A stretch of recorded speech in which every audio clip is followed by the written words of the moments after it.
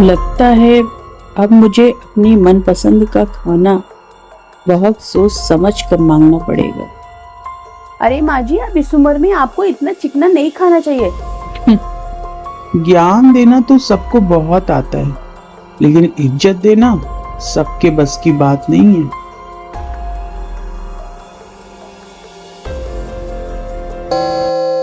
माँ जी, ये लीजिए खाना।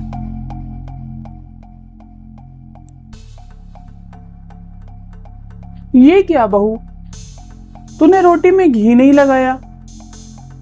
मैंने तुझसे कितनी बार कहा है कि मुझे बिना घी लगी रोटी अच्छी नहीं लगती है। ये सूखी सूखी रोटियां मुझसे नहीं खाई जाती। लो, फिर से इनकी शिकायत शुरू। एक तो सारे दिन पूरे घर का काम करो और ऊपर से माँ जी को सिर्फ कमी दिखती है खाने में। अरे माँ जी, अब इस उम्र में आपको इतना चिकना नहीं खाना चाहिए। अरे अब आपकी उम्र हो चली है, थोड़ा हल्का खाना खाया करिए। वैसे भी डॉक्टर ने आपको मना किया है ज्यादा ऑयली खाने से, इसीलिए मैंने आपकी रोटी में घी नहीं लगाया। और आप है कि मुझे ही 4 बात सुना रही हैं। अच्छा, तू तो ऐसे कह रही है छोटी बहू जैसे तू लेके गई थी मुझे डॉक्टर के पास। बड़ी बहू लेके मुझे गई थी, जाके उससे पूछ कि डॉक्टर ने मुझे क्या खाने को कहा है और क्या नहीं। अब तू मुझे बताएगी, मुझे बेवकूफ समझती है क्या बहू? मुझे नहीं पता होगा कि इस उम्र में मुझे क्या खाना चाहिए और क्या नहीं। माँ जी, आपकी तो शिकायतें ही खत्म नहीं होती। कभी दूध सही नहीं दे रही हो, तो कभी रोटी में घी नहीं लगा रही हो। थोड़ा हल्का खाना खाया करिए, पचने में आसानी होगी। रोटी में घी नहीं लगाती।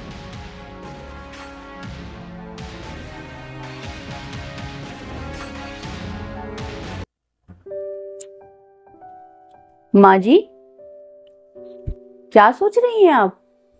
बहुत देर से देख रही हो माँ जी। आप किसी बात को लेकर के टेंशन में हैं? अरे कुछ नहीं बहू, बस मैं ये सोच रही थी कि इतने दिनों से मैं डॉक्टर का इलाज कर रही हूँ, समय पे दवा खा रही हूँ, फिर भी मेरी तबीयत ठीक क्यों नहीं हो रही? मुझे जरा भी आराम नहीं है इन दवाइयों से। क्या मेरा खान पान सही नहीं है? क्योंकि दवा में तो बहू मैं कोई लापरवाही नहीं कर रही हूँ। बस यही सोच रही थी कि बेमतलबी दवा में पैसा जा रहा है, जब मुझे आराम रत्ती भर भी नहीं है। ठीक हो जाएंगी माँ जी, परेशान मत होइए। अब की बार डॉक्टर के पास चलूंगी तो पूछूंगी। अब आपको क्या बताऊं माँ जी कि छोटी आपके साथ कितना गलत कर रही है।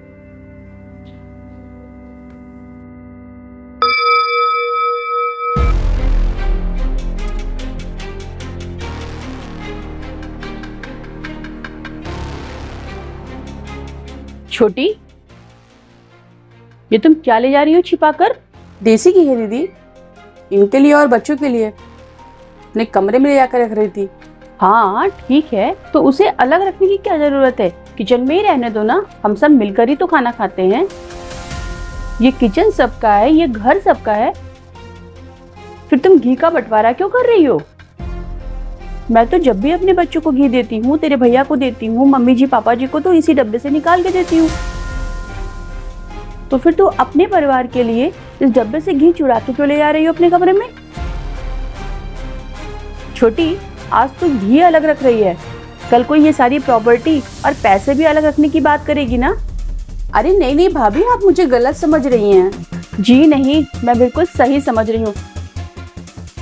तेरे मन में इतना अपना पराया भरा हुआ है। और छोटी, मैं तो तुझे अपनी छोटी बहन समझकर तेरी हर गलती को, तेरी हर नादानी को खुद ओढ़ लेती थी कि जाने दो, ना समझ ऐसे गलतियां हो गई होंगी। कई बार माँ जी के सामने मैंने तेरी गलतियों को छिपाया है। मेरे अंदर तो नहीं आया तेरे प्रति इतना अपना पराया, और तेरे अंदर अभी से इतना अपना पराया भरा हुआ है। अरे तू आगे चलकर क्या घर संभालेगी और क्या परिवार? वो क्या है ना भाभी कि बच्चों की पढ़ाई अब बहुत कठिन हो गई है और इनको भी ऑफिस में बहुत मेहनत पड़ रही है, तो उन्हीं को देने के लिए घी रख रही थी अपने कमरे में। क्यों, किचन में क्या कभी किसी ने तेरे हाथ रोका है अपने बच्चों को और देवर जी को घी देने से, जो तू इस तरह घी चुरा के ले आ रही है अपने कमरे में? और अब तो मुझे यकीन ही हो गया है कि तू घी की तरह ही दूध भी चुरा के ले जाती है अपने कमरे में और माँ जी को दूध में पानी मिला के देती है। तभी तो माँ जी को इतनी गर्म दवाई खाने के बाद भी आराम नहीं मिल पा रहा है। और दूध मिले कैसे? उनकी छोटी बहू तो दूध अपने बच्चों और अपने पति के लिए बचा के ले जा रही है। अब मुझे समझ में आया कि तूने माँ जी को रोटी में घी लगा करके क्यों नहीं दिया, क्योंकि उनके हिस्से का सारा घी तो तूने अपने पति और बच्चों के लिए छिपा के रखा है। ये बोल, तूने ऐसा नहीं किया? अरे भाभी, माँ जी अब क्या करेंगी इस उम्र में घी और दूध लेकर? अरे अब उनकी उम्र हो चली है, क्या करेंगी इतना जी कर वो? इसीलिए दूध और घी मैं उनके हिस्से का अपने बच्चों को और पति को दे देती हूँ। भाभी, माँ जी से ज्यादा हमारे बच्चों को इस घी की जरूरत है। मैं तो कहती हूँ आप भी अपने बच्चों के लिए छिपा के अपने कमरे में रख लीजिए। क्या है ना भाभी, कभी कभी माँ जी भी किचन में आ जाती हैं, अगर घी ढूंढेंगी तो बोल देंगे खत्म हो गया। शर्म आती है मुझे तुझे अपनी देवरानी कहते हुए। कितनी गंदी सोच है तेरी। अरे पागल, आज जिस घर में तू और मैं खड़े हैं ना, ये घर हमारे सास ससुर ने अपने खून पसीने की कमाई से बनाया है। और आज तो इस घर की मालकिन को, जिसने एक एक कोना इस घर का सजाया है, उसे घी देने से मना कर रही है, दूध देने से मना कर रही है, उसकी आंख में धूल झोंक रही है। अपनी मां समान सास को तो धोखा देने की बात कर रही है।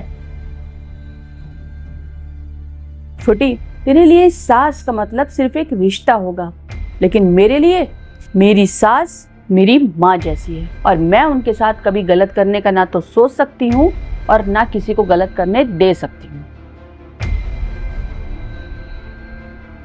अरे तूने कभी ये सोचा है कि जब कल को हम बूढ़े होंगे तो हमारे बच्चे भी तो हमारे साथ वैसा ही करेंगे?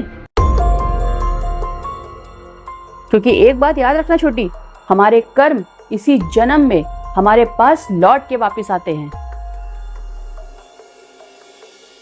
आज जैसा तुम करोगी ना अपने सास ससुर के साथ, तुम्हारी बहुएं, तुम्हारे बच्चे भी तुम्हारे साथ बिल्कुल वैसा ही करेंगे। और मैं अपना बुढ़ापा खराब करना नहीं चाहती, इसलिए मैं तो अपनी सास की खूब मन से सेवा करूंगी, जितना मुझसे बन पड़ेगा। अभी भी वक्त है छोटी, नर्क जाने से बच जाओ और थोड़ी ये लालच कम करो। जो है जितना भी है, मैं और मेरा परिवार तो उसी में गुजारा करेंगे। तू बचा के ले जा अपने पति और अपने बच्चों के लिए। शुक्र करो ये सब मुझे पता है, अगर माँ जी को पता चलेगा ना तो वो तेरे बारे में क्या सोचेंगी। शायद आप ठीक कह रही हैं भाभी, मुझे अपनी गलती का एहसास हो गया। मैं अपनी इतनी अच्छी सास के साथ बहुत गलत करने जा रही थी। थैंक यू सो मच भाभी, जो आपने मुझे इतना बड़ा पाप करने से रोका। अब मैं ये अपने कमरे में लेके नहीं जाऊंगी भाभी।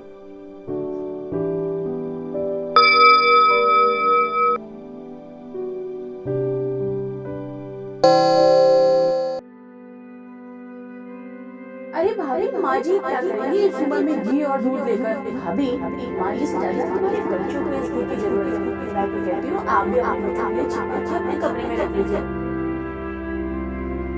मुझे घी दूध नहीं चाहिए बच्चों, मैं बस इतना चाहती हूँ कि मेरे बच्चे मुझे पराया नहीं बल्कि अपना समझे। और वैसे भी मैं समझ चुकी हूँ कि अब मेरी उम्र 4 बातें बोलने की नहीं बल्कि 4 बातें बर्दाश्त करने की है।